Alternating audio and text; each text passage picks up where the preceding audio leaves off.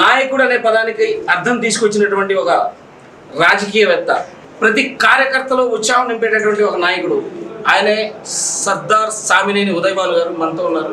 Sir నమస్తే sir. ఎన్నికల హడావుడి ఎలా ఉంది? సార్వత్రిక ఎన్నికలు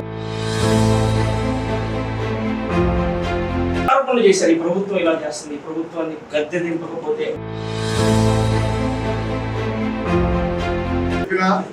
ఇవాళ తెలుగుదేశం పార్టీ యొక్క పరిస్థితి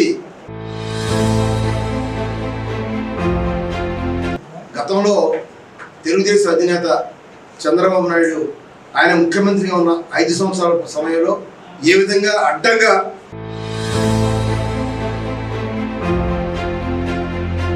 అందరినీ అన్ని రంగాల్లో కూడా చంద్రబాబు నాయుడు మోసం చేసిన విషయాన్ని ఈ రోజు కూడా మర్చిపోలేదు.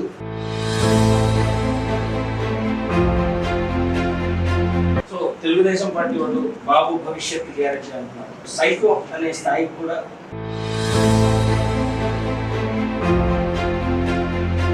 జగన్మోహన్ రెడ్డి అనే ఒక వ్యక్తి ముఖ్యమంత్రిగా ఒక పని రాక్షసుడు.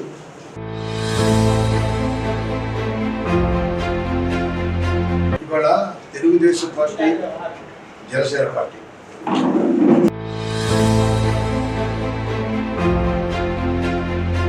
40 సంవత్సరాల ఇండస్ట్రీ ఉన్న చంద్రబాబు నాయుడు కూడా ఆ దమ్ము లేదు.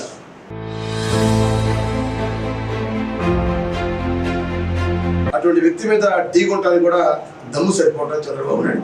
ఇవ్వడానికి 24 సీట్లు ఇస్తే 24 సీట్లు కూడా గెలుస్తామని నమ్మకం ఆయనలో కలవట. అందరు క్యాండిడేట్స్ లేరు. అభివృద్ధి చేయలేదు కాబట్టి 2 సార్లు నాకు పట్టం పెట్టారు.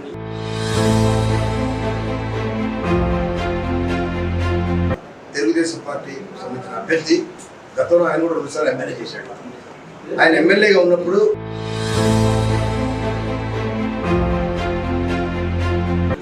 ఏ కార్యకర్తలు అయితే మీరు తయారు చేస్తారు ప్రత్యర్థి వర్గంలో సేఫ్ మీ నుండి మీ కుటుంబం అంటే మీ పాలనలో నుండి ప్రత్యర్థి వర్గం తయారని చెప్పేసి మాకున్నటువంటి సర్వే దాని మీదే అధికారంలో ఉన్నా అధికారంలో లేకపోయినా ప్రజల్లో ఒక నమ్మకాన్ని కలిగించాం.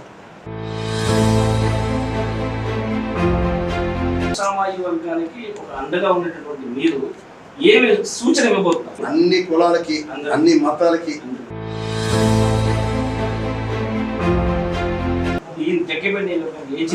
ఏం చేయాలని ఉద్దేశం? రేపు 24లో ఎన్నికవుతాయి.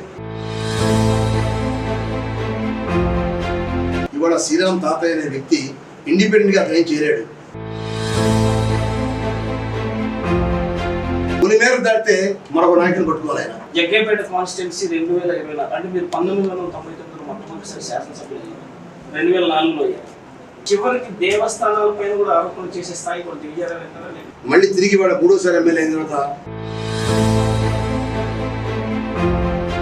ప్రతి వారి గుండెల్లో కూడా నిలిచిపోయేలాగా ఉదయభాను అంటే